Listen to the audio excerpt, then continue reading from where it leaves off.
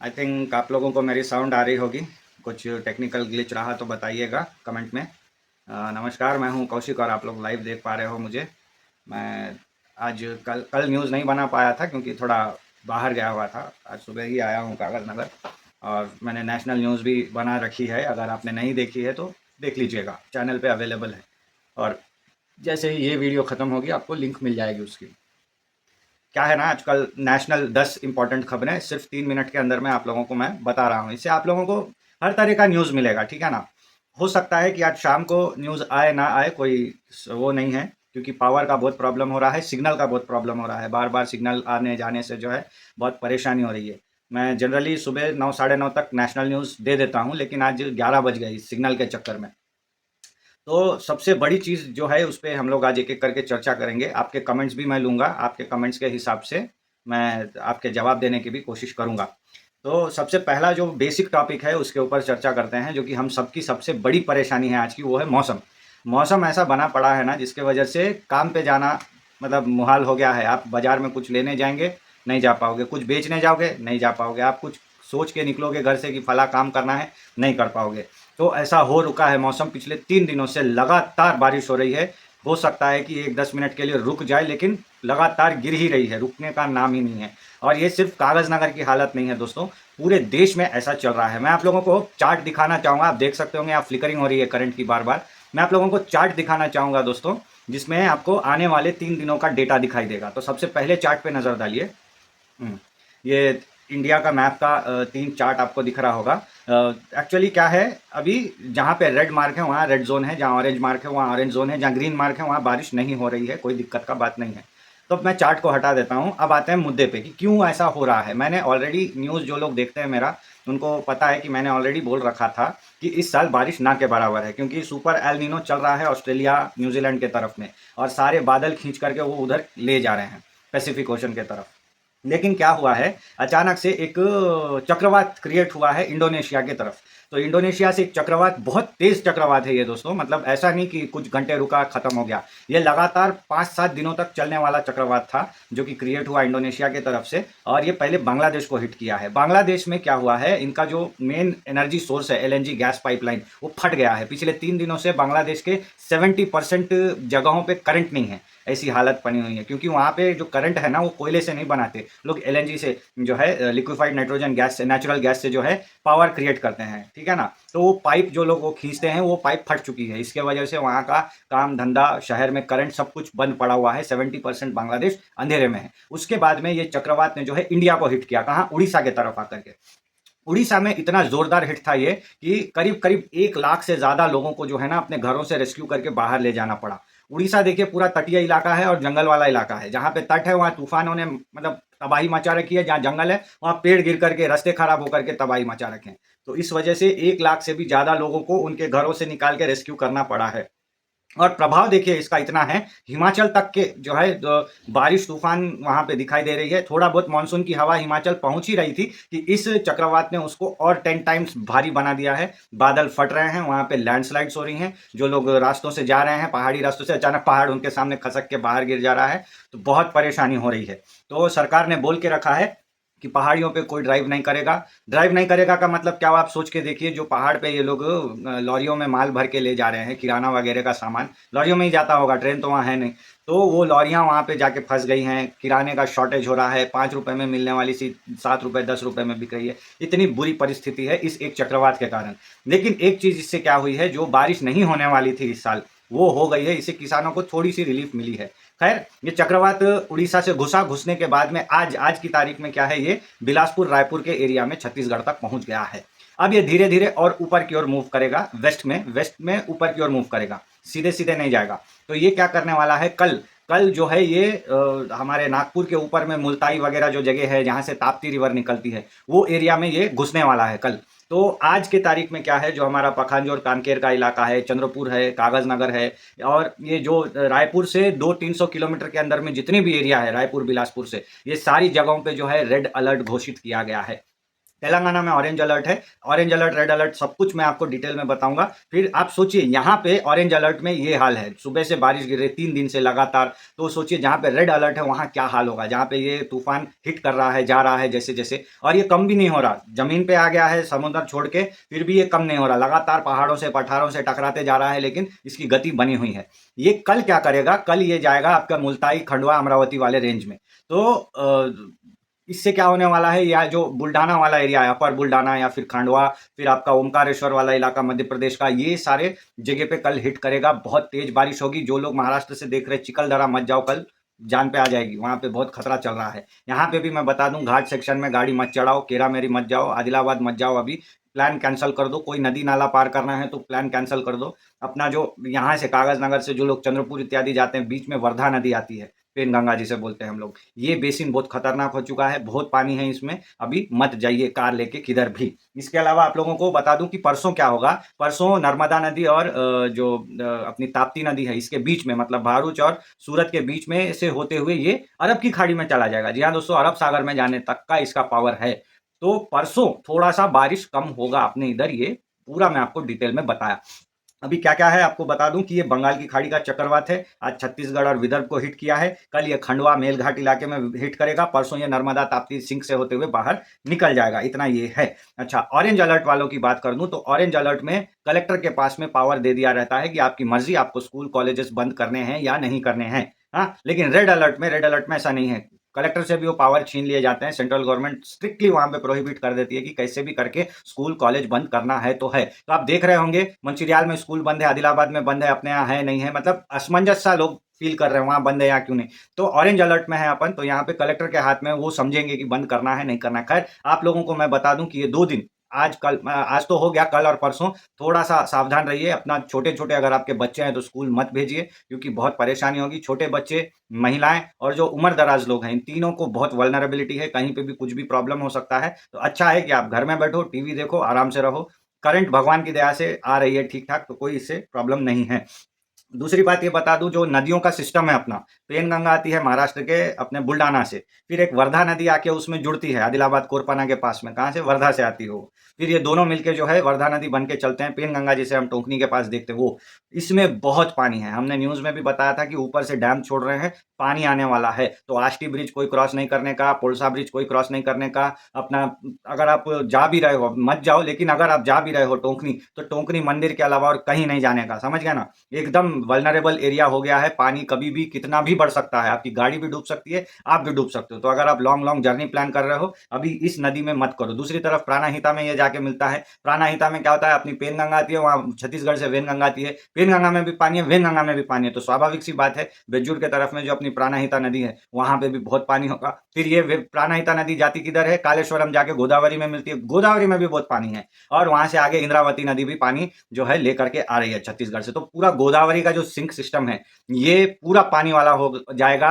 भद्राचलम से लेके राजामंड्री तक एकदम डेंजर डेंजर पोजीशन रहेगी, बहुत पानी रहने वाला है। अपने काजनर के पेद्दावागू में भी पानी छोड़ने वाले हैं या छोड़ दिए हैं, ऐसा मैंने सुना है। ठीक है ना, कोई जानकारी रही तो मैं आपको न्यूज में अपडेट करूंगा। पेद्दावागू के पास भी नहाने वहाने तो जाना नहीं। तो ये थी दोस्तों अपने मौसम से जुड़ी चीज, जो कि मैं आप लोगों को 10 मिनट में बताने की कोशिश किया। एक कमेंट आ रहा है बार बार, वो बता रहा है कि सीजेपी प्रोटेस्ट के बारे में बताओ। ठीक है, ये एक बड़ा न्यूज था इतने दिनों तक, इसके बारे में भी मैं आपको बता देता हूँ। ऐसे बहुत सारे लोग हैं कागज नगर में जो कि सीजेपी प्रोटेस्ट के खिलाफ थे, जो कि सीजेपी प्रोटेस्ट के साथ में थे, क्योंकि मैं लगातार घूम रहा हूँ, देख रहा हूँ, काफी लोग खुश है धर्मेंद्र प्रधान का इस्तीफा आने से, काफी लोग नाराज भी है, कैसे कैसे रिजाइन कर दिया बीजेपी वाले ने। तो इसके बारे में भी चर्चा करते हैं। क्या हुआ कि पिछले कुछ दिनों पहले तो अपन ने डिक्लेयर करा कि मानसून सेशन जो संसद का होगा वो कब से कब तक चलेगा, एक डिक्लेरेशन आ गया। अब क्या है, संसद बैठती ही बहुत कम दिनों के लिए है ना। तो उसमें रैपिडली फटाफट बहुत सारे काम होने चाहिए, लेकिन काम को स्लो डाउन करने के लिए जो है, ये सीजेपी प्रोटेस्ट को ऐसा प्लान किया गया कि एकदम इसी टाइम पे अपने को हिट करना है। ठीक है ना। 18 तारीख को संसद शुरू हुई और 20 तारीख को जो है ये सीजेपी का प्रोटेस्ट बहुत भारी हो गया। भारी होने के बाद में क्या हो गया, आप लोगों को पता ही है कि इस भीड़ के अंदर बहुत सारी दूसरी भीड़ भी आके बैठ गई। अपन जो सोच रहे कि सिर्फ नीट परीक्षा लिखने वाले इतने लोगों ने नीट लिखा ही नहीं है। पिछले 5 साल के नीट एस्पायरेंट्स को भी पकड़ के लाना इतना नंबर नहीं बनता।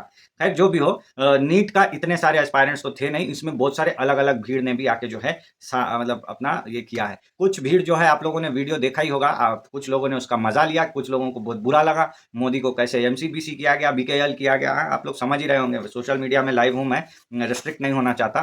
तो ये चीज़ जो है बीजेपी वालों को बहुत खल गई कि एक नेता, उन लोगों का सुप्रीम लीडर जिसकी माँ गुजर गई है, उसके नाम पे, मतलब आप सोच के देखो ना, आपके साथ अगर ऐसा हो तो कैसा रहेगा। आप एक काम कर रहे हो और आपको जो है दुनिया भर की माँ बहन सुनने पड़े हजारों हजारों लोगों से, तो आप लोगों के माइंड में कितना प्रेशर बनेगा। जो भी हो, उसको मैं समर्थन नहीं करता, क्योंकि इट्स नॉट अ कल्चर, किसी को ऐसे ओपन में माँ बहन नहीं करनी चाहिए। जो भी हो, यहाँ पे सिनेमा क्या हो गया कि प्रोटेस्ट जैसे तैसे खत्म हो गया। अब बात क्या हुई, खत्म होने के बाद का सीन शुरू होता है। मैंने ऑलरेडी मेरे एक पॉडकास्ट वीडियो में बताया था, जो लोग मेरे फेसबुक पे हैं उनको मेरे पॉडकास्ट वीडियोस रेगुलर मिलते हैं। मैंने बताया था कि बीजेपी अभी काम शुरू नहीं करेगी, बीजेपी काम करेगी 6-8 महीने के बाद। तो रिजल्ट्स आने शुरू हो गए हैं। बीजेपी ने क्या किया है, जो दिल्ली की पुलिस है, दिल्ली की पुलिस एक्चुअली पुलिस नहीं है, वो एक पैरामिलिट्री फोर्स है, समझ रहे हैं ना। वो होम मिनिस्ट्री के अंडर में, सेंट्रल होम मिनिस्ट्री के अंडर में आती है।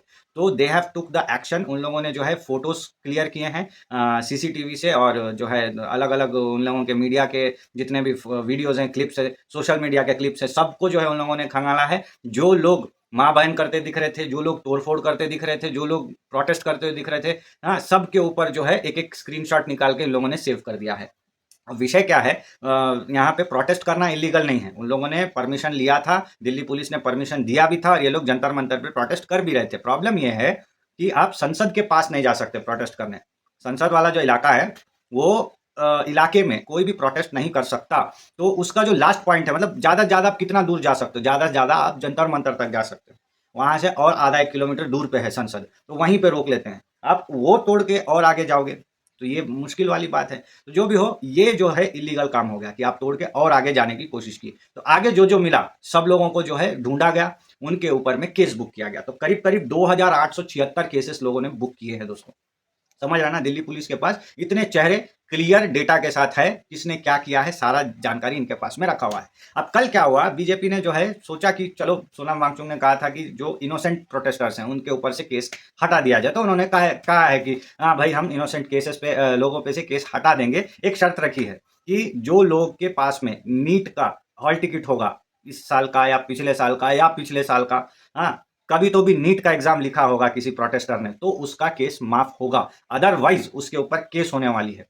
पुलिस ऑलरेडी वहां पे जो है एक कानून बना के रखी थी, अब किसी को भी कैसे भी घर पे से उठा के ले जाया जा रहा है।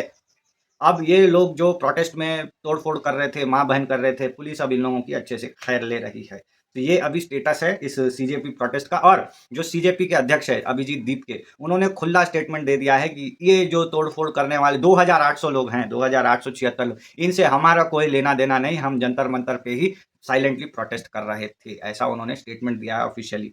और पंजाब में एक केस चला है, वहां पे भी एक पेपर लीक हुआ है, उसके ऊपर सीजेपी का क्या रिएक्शन है, कुछ रिएक्शन नहीं आया, उन लोगों ने कुछ भी नहीं कहा है। ये लेके बीजेपी वहां पे अपना रोटी सेक रही। क्यों? पंजाब में अभी अब इलेक्शन आने वाले हैं असेंबली के। तो ये है दोस्तों। अच्छा, नया कानून भी बन गया है। आज मैंने सुबह ही मेरे नेशनल न्यूज में कहा है कि 1 करोड़ रुपए तक का जुर्माना लगेगा अगर आपने पेपर लीक किया तो।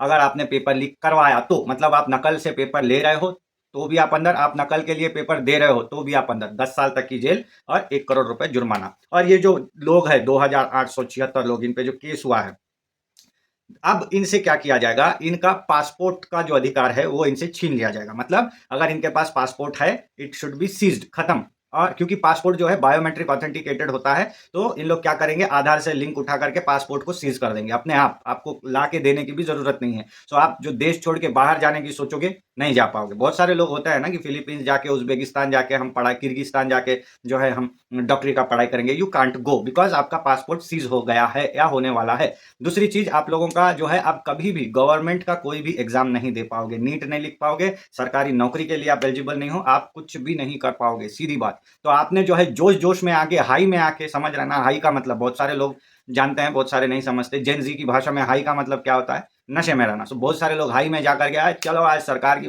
चलो। तो आपके हाई में जाके आपने बहुत बड़ी गलती कर दी है और इस गलती की सजा नहीं मिलने वाली है, ऐसा मत सोचो। सजा बिल्कुल मिलेगी। अगर आपने नीट का एग्जाम दिया है तो ही आप माफ के काबिल हो, क्योंकि सरकार चाहती है कि लोगों को डर लगा रहे कि प्रोटेस्ट करने पे हम क्या क्या कर सकते हैं। वहां योगी आदित्यनाथ ने ऑलरेडी बोल दिया है आपको प्रोटेस्ट करना है, आप लखनऊ आओ, लेकिन अगर कुछ किया तो हम भी आपको छोड़ेंगे नहीं। ऑलरेडी दिल्ली पुलिस ने भी प्लान में लिखा है कि जितनी भी संपत्ति को नुकसान हुआ है, सीसीटीवी तोड़े हैं, रोड तोड़े हैं, गाड़ियां जलाई हैं, इन सब का ऑडिटिंग हो गया है ऑलमोस्ट, और जितने भी पैसे हैं इन 2876 लोगों से 1 बाय 1 वसूले जाएंगे। अगर नहीं इनके पास में पैसे तो इनके घर वालों के अकाउंट से पैसे उठा लिए जाएंगे, सीधा पैन कार्ड से एंट्री। समझ गया ना? तो ये है कहानी पूरे का पूरा सीजेपी प्रोटेस्ट का। अब इसका सोल्यूशन क्या है?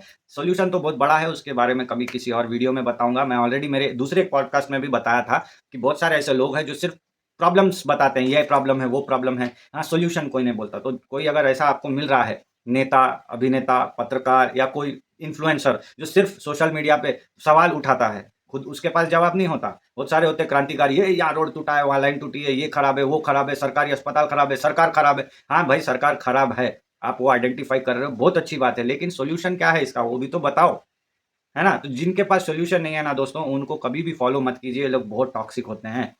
मैंने मेरे दूसरे पॉडकास्ट में भी बताया था। अच्छा, अब एक कमेंट आया है मेरा, हमारे खास मित्र हैं प्रसेनजीत कुमार कर, इनके तरफ से इन्होंने एक निवेदन किया है कि बंगाली स्कूल विलेजेस के बारे में देखिए। आज वीडियो में बहुत सारे वेरिएशंस आ गए, हमने मौसम से शुरू किया, सीजेपी प्रोटेस्ट पे आए, अभी बंगाली स्कूल के विषय में आ रहे हैं।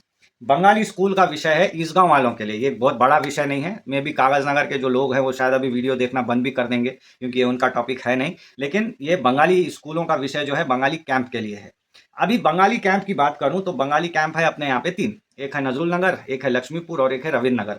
लेकिन मेजरली जो प्रॉब्लम दिखता है ना हम लोगों को, वो दिखता है सिर्फ और सिर्फ नजरुल नगर बंगाली कैंप में, जो कि अभी 4 अलग अलग पंचायतों में टूट गया है। बसंती नगर, नजरुल नगर, रामनगर, दुर्गा नगर। इन चारों पंचायतों का अपन अगर देखेंगे तो यहाँ पे है 2 हाई स्कूल और 13 छोटे छोटे छोटे छोटे सिंगल टीचर स्कूल।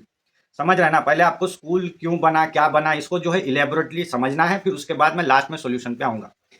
सबसे पहली बात आपको बताऊं कि छोटे बच्चे होते हैं, बहुत शिशु जिसको हम कहते हैं, एलकेजी, यूकेजी, नर्सरी टाइप के।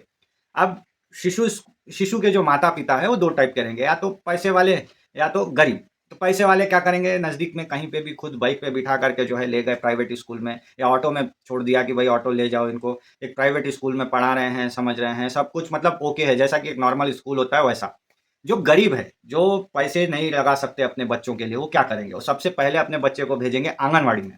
आंगनवाड़ी क्या है, हर कॉलोनी में एक होता है, वहाँ पे एक आया रहती है, एक टीचर रहते हैं जो कि छोटे छोटे बच्चों को पढ़ाते हैं। अब छोटे बच्चे हैं ना, इनको आप घर से ज्यादा दूर लेके नहीं जा सकते, इसीलिए कॉलोनी में एक होता है आंगनवाड़ी। ठीक है। अब इसके बाद में सेकंड स्टेज क्या होता है, बच्चा जब थोड़ा सा फर्स्ट सेकंड क्लास का हो जाता है, तब क्या करते हैं, इनको एकोपाध्याय पाठशाला में भेजते हैं। तो 13 एकोपाध्याय पाठशाला है हमारे नजरुल नगर, बासंती नगर, दुर्गा नगर और रामनगर कैंप में। तो यहाँ पे क्या है, 13 विलेजेस में 13 स्कूल है। इन 13 स्कूलों में क्या होता है, फर्स्ट से लेके 4th क्लास तक की क्लासेस चलती हैं। इस वन काइंड ऑफ ट्यूशन, यहाँ पे क्या होता है, एक टीचर आते हैं, वही क्या करते हैं, 4 क्लासों को एक साथ में एक ही बिल्डिंग में पढ़ाते हैं, अलग से टीचर्स नहीं होते इसमें, इसलिए इसको एकोपाध्याय पाठशाला बोला जाता है। ये हो गया सेकंड, क्योंकि 1 क्लास से 4 क्लास, आप अभी भी समझ रहे हो, बच्चा छोटा ही है, इनको आप दूर लेके नहीं जा सकते। हाँ, अच्छा, इसके बाद में नेक्स्ट लेवल जो आता है वो आता है UPS high school. UPS high school मतलब 7th class, 8th class, 10th class. Okay, ये जो है 2 ही है, एक दुर्गा नगर 5 नंबर में है और एक रामनगर 12 नंबर में है हाई स्कूल, सरकारी हाई स्कूल जो है ना बंगाली कैंप का। तो ये 2 हाई स्कूल है, इसमें 10th क्लास तक का जो है पढ़ाया जाता है। इसमें फर्स्ट एलकेजी से लेकर 10th तक, मतलब वहाँ के लोकल रेजिडेंट्स को अच्छी सुविधा है। तब क्या होता है, बच्चा थोड़ा सा बड़ा हो जाता है, साइकिल वाइकल चलाने लगता है, खुद से स्कूल चले जाता है सरकारी स्कूल में। अब यहाँ पे ये मैंने सिस्टम बताया, क्यों एकोपाध्याय पाठशाला है, क्यों जो है आंगनवाड़ी है, क्यों जो है हाई स्कूल है। अब हाई स्कूल चाहे तो और भी बना सकते थे, लेकिन सरकार के पास उतना विजन नहीं है, उतना प्रयत्न नहीं है, उतना प्रयास नहीं है और उतना फंड भी नहीं है। अब इसमें प्रॉब्लम क्या है, सबसे बड़ी चीज सरकार के पास जो नहीं है वो है टीचर्स। यहाँ दोस्तों ऐसा है कि 13 विलेजेस में एक एक एकोपाध्याय पाठशाला में एक एक टीचर होना चाहिए बंगाली वाला। बंगाली वाला क्यों? क्योंकि अभी आपको इसका हिस्ट्री जानना पड़ेगा। अब आते हैं पीछे हिस्ट्री में। जब ये बंगाली लोग बाहर से यहाँ आए थे, बांग्लादेश से या माना कैंप से, जब इनको यहाँ ट्रांसफर किया गया था, दे वर वेरी, मतलब एक अनजाने प्रदेश में है वो लोग, समझ रहे हैं ना। एकदम से आपको उठा करके मैं तमिलनाडु ले जाऊं तो आपको कैसा लगेगा? आप मतलब एक अनजाने से स्टेट में पहुँच जाओगे, आपको ना तमिल आती है, ना तेलुगु आता है, आप मतलब वहाँ पे बात करने के लिए आपको तमिल पढ़ने भी नहीं आती, है ना? आपको कैसा लगेगा? सच दैट इनको भी वैसे ही लगा था। ये लोग जन्मजात बंगाली पढ़ते हुए आए थे, बांग्ला भाषा के अलावा इनको कुछ नहीं आता था और जो बांग्लादेश बन रहा था, that was only because of Bangla language. Bangladesh था पूर्वी पाकिस्तान में। क्यों अलग हुआ? क्योंकि वहाँ पे जो पाकिस्तान गवर्नमेंट थी, उन्होंने बोला था Urdu should be the national language. Bengali लोग सड़क गए, अरे साला हमारी 7 पीढ़ियाँ बांग्ला भाषा में पढ़ती आ रही है, आप उर्दू थोप दे रहे हो। So they got separated, became the Islamic country with Bangla language. तो ये भी वहीं के थे। तो वहाँ पे बंगाली लैंग्वेज का इतना इन्फ्लुएंस था। अब उन लोगों को बांग्ला के अलावा दूसरा भाषा नहीं आ रहा है ना? तो सरकार ने क्या किया, ऐसे कुछ लोगों को चुना जो कि बांग्ला लैंग्वेज पढ़ सकते, लिख सकते हैं, पढ़ा सकते हैं। So they give them the basic elementary education कि भाई बच्चे लोगों को कुछ ना कुछ पढ़ाना है। ये लोग क्या करते थे, बंगाली लैंग्वेज में तो पढ़ाते ही थे, साथ में हिंदी भी पढ़ा देते थे थोड़ा सा। तो क्या होता था, धीरे धीरे धीरे बंगाली कैंप में क्या हुआ, हिंदी ऐसा घुसने लगा। फिर धीरे धीरे क्या किया सरकार ने, अचानक से तेलुगु लैंग्वेज को इंट्रोड्यूस कर दिया कि तेलुगु थोड़ा थोड़ा सीखो। तो आज के तारीख में तेलुगु जानने वाले भी बहुत से लोग हैं बंगाली कैंप में। अच्छा, बंगाली भाषा में इन लोगों को पढ़ाने का सिस्टम शुरू किया गया। तो ऐसे करके क्या हुआ, तय किया गया कि ये जो बेसिक पढ़ेंगे फर्स्ट क्लास से लेके फोर्थ क्लास तक, ये बंगाली भाषा में सीखेंगे। तो ऐसे टीचर्स की एक ग्रुप बनाई गई, ऐसा एक फौज तैयार किया गया जो बांग्ला भाषा में, बांग्ला मीडियम में इन लोगों को पढ़ा सके। बुक्स कहाँ से आते थे? कोलकाता से लोग मंगाते थे, ठीक है ना? कोलकाता से इनको बुक दे दिया, भाई पढ़ा लो अब बच्चों को 4 क्लास तक। ये पहले स्ट्रक्चर था। फिर धीरे धीरे ये जब थोड़ा सा और इवॉल्व हुआ, तो सरकार ने क्या करा, बीएड नहीं है, डिग्री नहीं है, कोई बात नहीं, हम आप लोगों को बेसिक ट्रेनिंग के लिए दिल्ली भेजाएंगे, आप दिल्ली जाओ, ट्रेनिंग लेके आ जाओ और टीचर बन जाओ। तो ऐसे करके एक एक्सेप्शन दिया गया और यहाँ पे बंगाली टीचर्स का अपॉइंटमेंट हुआ और स्कूल्स को जो है धीरे धीरे बढ़ा के 10th क्लास तक कर दिया गया। तो यहाँ पे स्ट्रक्चर कैसे बन गया, बच्चा जो है फर्स्ट क्लास से लेके फोर्थ क्लास तक बांग्ला मीडियम में पढ़ता है, वो अ आ इ ई पढ़ता है, लेकिन जो उसका मैथमेटिक्स है वो ना तो 1 2 3 4 होता है, ना ही 1 2 3 4 होता है। वो लोग क्या लर्न करते हैं, 1 2 3 4, समझ रहे हैं ना? बंगाली लैंग्वेज में कोलकाता से इतनी दूर बंगाली भाषा में भी जो है बांग्ला मीडियम स्कूल्स आज भी चल रही हैं, फर्स्ट क्लास से फोर्थ क्लास तक। इसके बाद में जो है ये लोग हिंदी सीख गए हैं, तो हिंदी मीडियम इन लोगों को दिया गया। क्यों? हिंदी मीडियम कागजनगर में ऑलरेडी चल रहे थे। So it's a very well known structure. Kagaznagar में हम लोग शिशु मंदिर बाल विद्या चला रहे हैं, सिमिलरली हम लोग 12 नंबर और 5 नंबर का स्कूल भी चला सकते हैं। सो दे व्हाट डिड कि 5 क्लास से लेके 10th क्लास तक का पूरा पढ़ाई हिंदी मीडियम में कर दिए। अब यहाँ प्रॉब्लम क्या है, प्रॉब्लम ये है कि ये आप समझ गए हिस्ट्री इसकी। अब प्रॉब्लम ये है कि आपको अगर टीचर बनना है, तो टीचर बनने के लिए आपको क्या करना पड़ेगा, टेट का एग्जाम लिखना पड़ेगा, टीचर्स एलिजिबिलिटी टेस्ट। अब टेट के एग्जाम में क्या है, आपने हिंदी इंग्लिश तेलुगु पढ़ा हुआ है, तो आपको हिंदी इंग्लिश तेलुगु स्कूल में भेजेंगे, समझ रहे हैं ना? अगर आप कर्नाटक या कागज नगर में हो, मराठी मीडियम एक स्कूल है गवर्नमेंट की, ठीक है ना, आदिलाबाद में है, ओके। अब वो मराठी मीडियम स्कूल में आपको टीचर बनना है, कोई सा भी टीचर, कोई सी भी सब्जेक्ट का मराठी में ही है, तेलुगु और हिंदी को छोड़ के, इंग्लिश को छोड़ के। तो आपको पहले क्या करना पड़ेगा, अपने सर्टिफिकेट में, 10th के सर्टिफिकेट में दिखाना पड़ेगा कि मराठी वॉज योर सब्जेक्ट, आपने 10th क्लास में वो सब्जेक्ट पढ़ के पास किया है। भले ही आप मराठी मीडियम में पढ़े हो या ना हो, मराठी एक सब्जेक्ट होना चाहिए। वैसे ही यहाँ पे क्या है सीन कि अगर आपको इन बंगाली मीडियम स्कूल्स में अगर पढ़ाना है आपको, तो टेट में आप लोगों को क्या दिखाना पड़ेगा, 10th क्लास में आपको Bengali language as a subject दिखाना पड़ेगा, जो कि नहीं है अपने पास। अपन ने क्या किया, बंगाली लैंग्वेज को सिर्फ 4th क्लास तक रिस्ट्रिक्ट कर दिया, उसके बाद में अपन गए ही नहीं, हिंदी इंग्लिश तेलुगु लेके चलते रहे। सो इन बंगाली मीडियम स्कूल में पढ़ाने के लिए हम लोग एलिजिबल नहीं है। हम लोग कहाँ पढ़ा सकते हैं, वही आदिलाबाद पढ़ा सकते हैं, मंचिरियाल पढ़ा सकते हैं, हैदराबाद पढ़ा सकते हैं। Telugu English Hindi medium schools में हम पढ़ाने के लिए एलिजिबल है, टेट लिख सकते हैं, लेकिन इन बंगाली मीडियम स्कूल में हम नहीं पढ़ा सकते, बिकॉज हमारे 10th क्लास के सब्जेक्ट में बंगाली है ही नहीं, है ना? तो यहाँ पे आके ये प्रॉब्लम हो गई कि हमारे ईसगांव के लोग टेट लिख रहे, कहीं कहीं तो भी जाके ड्यूटी कर रहे, उनको ईसगांव में ही ड्यूटी नहीं मिल रही है, क्योंकि ईसगांव के स्कूल ऐसे स्पेशल केस वाले के स्कूल्स बन गए हैं, खाली होते जा रहे हैं। सर जो थे वो तो रिटायर हो गए, उसके बाद नए सर आए ही नहीं। एकोपाध्याय पाठशाला की आपको हालत बताऊं, कहीं कहीं से तो भी तेलुगु मीडियम स्कूल्स के टीचरों को लाके वहां पे डिप्यूटेशन में रख रहे हैं। उन लोग पढ़ा भी नहीं सकते बच्चों को, बच्चों की ऐसी हालत है, बच्चों को तेलुगु नहीं आती, सर को हिंदी नहीं आती, क्योंकि सर तो है तेलुगु मीडियम वाले। तो टीचर्स की क्राइसिस के कारण जो है बंगाली स्कूल्स डेवलप नहीं हो रहे, और मैं इनको बंगाली स्कूल्स बोलता भी नहीं, मैं क्वासी बंगाली स्कूल्स बोलता हूँ। क्वासी क्यों, हाफ 4th क्लास तक ही आपने बंगाली लैंग्वेज को रिस्ट्रिक्ट करके रख दिया है। देखिए भाई, मैं आपको बताता हूँ, बाल विद्या मंदिर शिशु मंदिर और आपका फातिमा कॉन्वेंट स्कूल सबसे बेस्ट उदाहरण है। फातिमा कॉन्वेंट स्कूल में 4 सेक्शन ABCD। ए और बी का क्या है, इनका फर्स्ट लैंग्वेज हिंदी है, सेकेंड लैंग्वेज इंग्लिश है, फर्स्ट लैंग्वेज हिंदी है, फर्स्ट लैंग्वेज इंग्लिश है, सेकेंड लैंग्वेज तेलुगु है, ओके। दूसरा CD सेक्शन जो है, इनका फर्स्ट लैंग्वेज तेलुगु है, फर्स्ट लैंग्वेज इंग्लिश है, सेकेंड लैंग्वेज हिंदी है, समझ रहा है ना आप? हिंदी और इंग्लिश को इन लोगों ने हिंदी और तेलुगु को इन लोगों ने एक लेवल ऊपर एक लेवल नीचे कैसे तो भी मेंटेन करके रखा है। आप भी वैसे कर सकते हो। आप चाहे तो स्पेशल प्रोविजन लेकर के जैसे बंगाली मीडियम स्कूल चला रहे हो, we can extend it to the 10th class, है ना? आप अपने बच्चे को 2 मीडियम दे दो, या तो हिंदी मीडियम में वो जैसे पढ़ रहा है वैसे पढ़े, या तो वो तेलुगु के जगह पे बंगाली लैंग्वेज लेके पढ़े, ताकि आगे चल के वो टीचर बन सके आसानी से। आपको सिस्टम में 3 ही लैंग्वेज यूज़ करना है, और इंग्लिश को तो आप निकाल ही नहीं सकते। अंग्रेजी नहीं से वैसे भी अंग्रेजी सीख के क्या कर रहे हैं मालूम नहीं हम लोगों को। फिर भी अंग्रेजी तो अपने को आ रही नहीं, फिर भी अंग्रेजी लगातार पढ़े जा रहे हैं हम लोग। पता नहीं क्या पढ़ रहे हैं। तो अब ये सिस्टम है, प्रॉब्लम है। बंगाली स्कूल्स हैं, लेकिन स्कूल्स में टीचर नहीं है, टीचर बनने के लायक नहीं है, क्योंकि टीचर्स जो स्कूल्स जो है हमारे वो आधे बंगाली हैं। और क्या हो रहा है, पिछले बार जब टेट हुआ था मुझे याद है 3 टीचर्स की भर्ती हुई थी। उन लोग वेस्ट बंगाल से आए थे, तेलंगाना। उन लोगों को टेट भी लिखने की ज़रूरत नहीं पड़ी थी, सीधे-सीधे वो लोगों को बेचारों को जो है गवर्नमेंट स्कूल में टीचर का नौकरी डायरेक्ट मिल गया। बीएड था ही उनके पास में। तो ये सारी कहानी है दोस्तों। आपके पास बीएड है लेकिन 10th के मार्कशीट में बंगाली लैंग्वेज नहीं है, आप लोग इस गाँव में पढ़ा ही नहीं सकते। और ये सब खेल किस लिए है दोस्तों? मैं बंगाली हूँ, मैं इस गाँव में घर पे रह के पढ़ाना चाहता हूँ। मुझे नहीं जाना मंचिरियाल निर्मल, मुझे नहीं जाना आदिलाबाद, ये भी एक स्टोरी है। और वहाँ वाले तो यहाँ आ ही नहीं सकते। सो या तो आप 2 काम में से एक करो, या तो बंगाली मीडियम स्कूल का बंगाली हटा ही दो, या तो आप जो है स्कूल में डुअल स्टैंडर्ड मेंटेन करो, जैसे फातिमा कॉन्वेंट ये लोग कर रहे हैं। शिशु मंदिर स्कूल को देखो, हिंदी मीडियम इंग्लिश मीडियम 2 भी है उसमें, आज भी दोनों क्लब करके चला रहे वो लोग। हिंदी मीडियम सेक्शन अलग, इंग्लिश मीडियम सेक्शन अलग। हिंदी मीडियम में स्ट्रेंथ बहुत कम है लेकिन है। आप भी वैसे करो, बंगाली मीडियम स्कूल चलाओ, साथ में क्लब करके English medium school Hindi medium school चलाओ। गवर्नमेंट से पूछो ये सब। हाँ, गवर्नमेंट को भी क्या करना चाहिए, जैसे पहले एक एग्जामेशन दिया था कि हाँ ठीक है, हम आपको जो है दिल्ली ले जाके ट्रेनिंग देंगे, आप टीचर बन जाओ। एक एग्जामेशन अभी फिर दे दो, क्योंकि टीचर्स की क्राइसिस हो रही है। बच्चे लोगों को पढ़ाने के लिए टीचर नहीं है, बच्चे परेशान हैं, क्या पढ़े कैसे पढ़े। आप पढ़ा नहीं सकते वहाँ पे, क्योंकि गवर्नमेंट स्कूल है वो।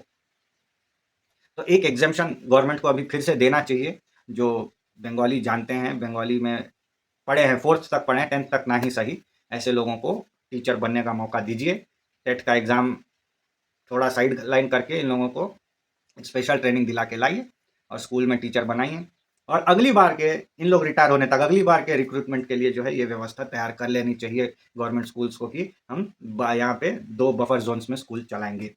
तो ये थी दोस्तों आज की लाइव। इससे ज़्यादा मैं नहीं रह पाऊँगा क्योंकि थोड़ा-सा प्रॉब्लम हो रहा है। अगर आप लोग लाइव में नहीं जुड़ पाए, वीडियो बाद में देख रहे हो, तो भी अपने वैल्यूएबल कमेंट्स हमें करके, और कुछ जानकारी है तो पूछिए। मैं बाद में आप लोगों को दूसरे ज़रूरत पड़े तो एक और लाइव कल लेके आऊँगा, उसमें बताऊँगा, क्योंकि अभी बारिश में तो किधर जाने का है नहीं, 2 दिन यहीं रहेंगे। अब परसों जो है 1 या 2 तारीख को जा कर के बारिश कम होगी, तब थोड़ा-सा हम वापस से अपने कामों में जा पाएँगे।